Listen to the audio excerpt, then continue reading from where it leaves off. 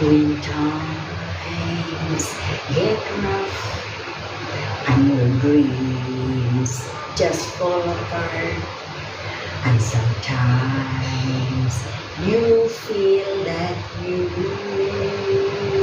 can't go on. Hello, hello, hello.